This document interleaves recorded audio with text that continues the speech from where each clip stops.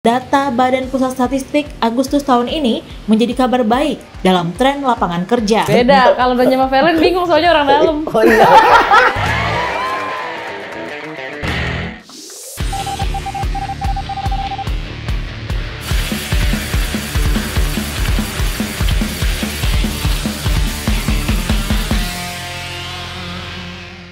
Ketemu sama kita lagi di kaget kan? Salah ya kalau dibukain. Nah, kita mau kembali membahas salah satu komen yang masuk asik. Ya, ngasih solusi untuk kita. Solusi? Kemarin, ngasih saran. Oh, oke. Enggak saran sih, sebenarnya dia nanya solusi sama kita. Karena kan kemarin judul kita kan solusi anak muda buat polusi udara. Oh, episode sebelumnya. Dan di komen nih sama si Rido Triadi 14. Lu lihatnya dari situ. Gue udah capek-capek buka dari sini. Gak usah, terima kasih. Oke. Dikata si Rido nih, solusi polusi doang. Solusi buat ngelamar kerja dong, gitu. Nah, coba kasih saran, Cup. Lah, kan lu berdua yang udah ada kerjaan tetap. Jangan. Ada. Beda, kalau udah sama Valen bingung soalnya orang dalam. Oh iya. Nah itu syaratnya, salah satunya tuh harus punya orang dalam kayaknya. Iya sih, gue juga orang dalam sih. Enggak, tapi nggak nutup kemungkinan buat orang-orang yang berusaha dengan jujur tanpa orang dalam, kalian pasti bisa. Tapi susah. Gue orang dalam sih, temen gue menyarankan masuk ke kantornya. Jadi sampai rekomendasi kan? Rekomendasi. Orang dalam nggak? Iya, orang dalam. Ya udah. Kalau cuman ada temen ngasih tahu, itu rekomendasi di kan? tempat ini ada locker nih. Di tempat gue ada locker. Lu ngelamar Gi. Lo kirim nih ke email yang ini, itu kasih saran. Kalau iya. Veren kan beda, kepalanya doang langsung yang nyuruh. Itu orang dalam. Gimana? Berarti gini, udah lu ketemu gua aja kerja Ya, gitu. udah lo kerja ya. gitu. Itu orang dalam. Betul. Iya, cuma kan masalahnya kalau pemilu kelar gimana gua? Iya. Nanti masih banyak kerjaan-kerjaan yang lain, Lin. Jam terbang lu kan lama-lama bagus. Oh iya bener. Iya, jangan jatuh aja. Betul. Kalau gua kalah gimana? Enggak, optimis Enggak, aja. Optimis. Ya, ngomong-ngomong soal solusi mencari kerja, sebenarnya kita nggak ada solusi. Karena gimana ya? Ya udah ngelamar aja gitu loh. Ya nggak sih?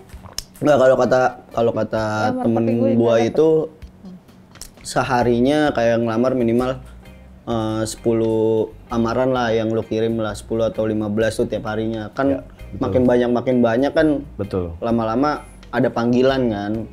Walaupun kita nggak tahu nih keterima apa enggak. Udah lakuin aja dulu. Tapi kayaknya yang bikin susah untuk ngelamar itu selain mungkin banyaknya orang yang juga melamar, Betul.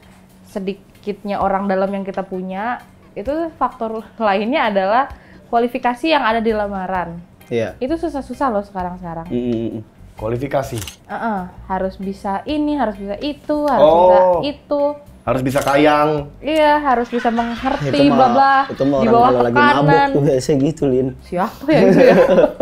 Kayak mabuk. Oke. Kayak gitu kan maksudnya. Aduh, kosong. Iya, maksudnya kualifikasi. Jangan gitu deh. Gitu. Aneh sih. Tahu lu aneh banget. Iya kayak gitu loh. Lanjut.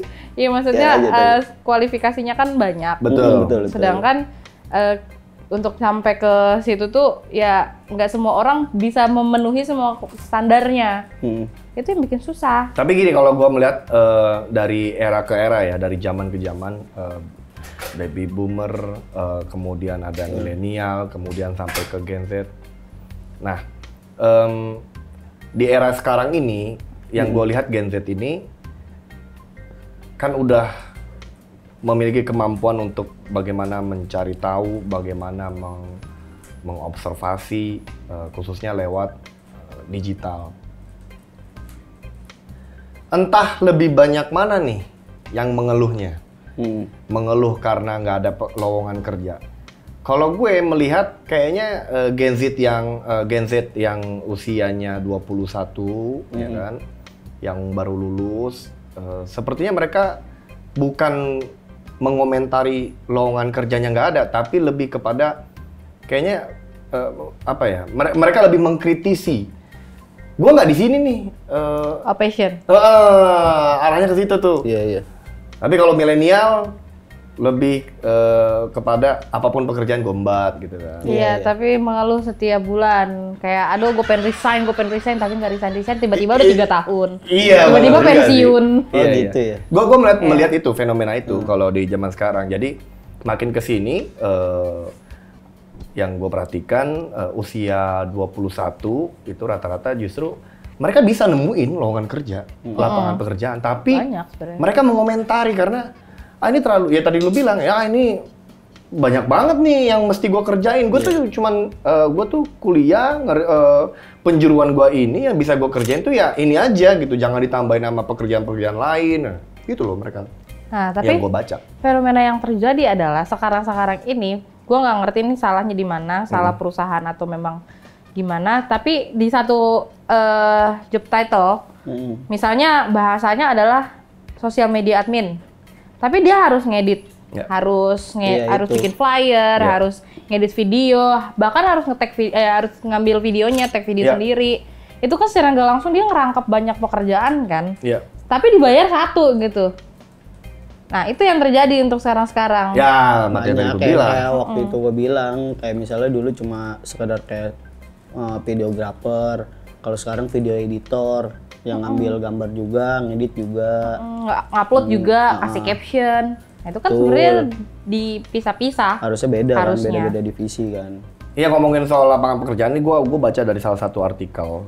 Jadi ternyata para pencari pekerja atau yang bisa dikategorikan sebagai pengangguran ini job seeker.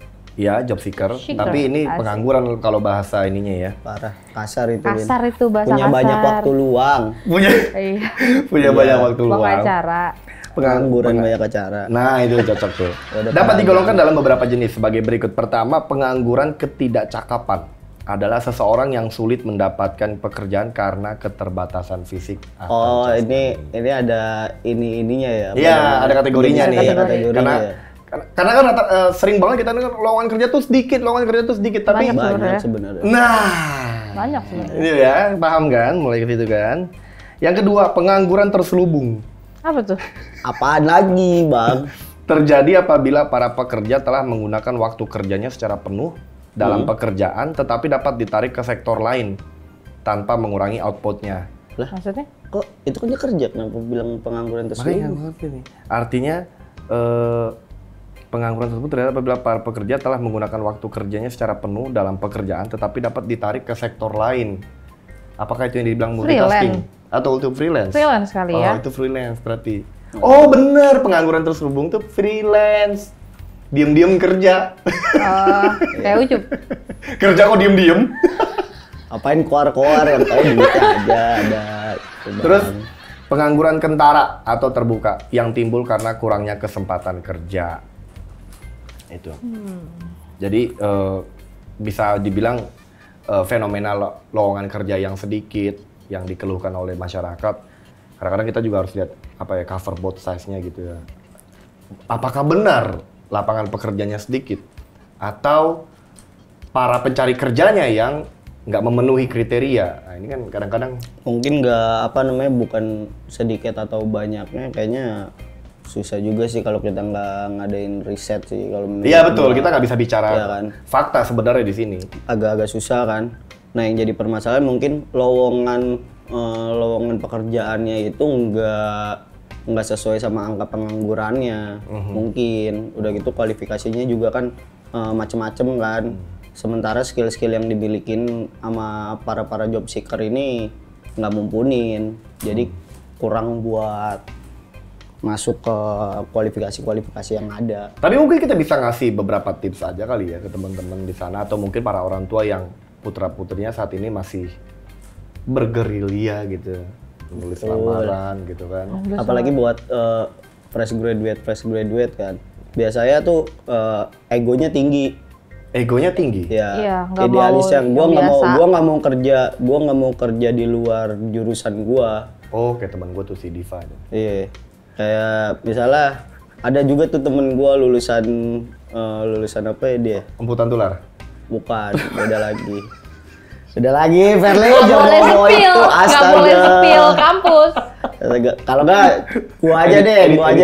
gua aja kalau nggak. Kayak misalnya idealis gue tinggi nih, gue lulusan broadcasting, tapi gue maunya tuh sebenarnya di belakang layar aja, Oh. nggak di depan layar kayak Ini gini. kenapa di depan? Contohnya, contohnya ambil contoh aja misalkan, Oh iya, misalkan, itu masih terus tuh Sambil itu ya ngasih sambil tahu cari lagi, enggak dong. kalau lu adalah lulusan Enggak, broadcasting. ini mah pesan tersirat aja. Dan kalau dari gue, di era sekarang udah nggak zamannya yang namanya lu hanya mendalami satu ilmu, satu bidang Iya. keilmuan. Betul. Kalau bisa, jika ada bidang keilmuan yang bisa lu kuasai, coba dikuasai. Dan yang paling terpenting adalah wawasan. Menurut gua wawasan sangat mahal di zaman sekarang.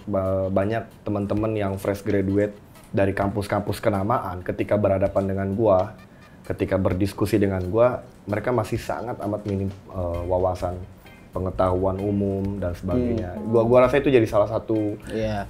faktor Faktor juga ya. bagaimana lu bisa bertahan di zaman yang penuh dengan persaingan Tapi ini.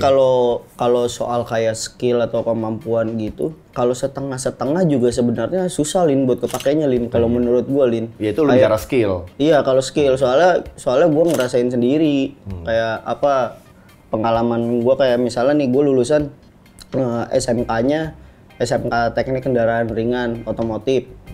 Itu tuh bener-bener susah nyari kerjanya secara otomotif nih perusahaan kayak bengkel aja lu mesti bisa benerin ini benerin itu. Kalau skill lu nanggung nggak bakal kepilih, nggak bakal kepake lah. Lari lah gue mikir tuh waktu itu tuh setelah lulus setahun gue ngerasa skill gue setengah-setengah kan, makanya susah tuh buat di bidang otomotif.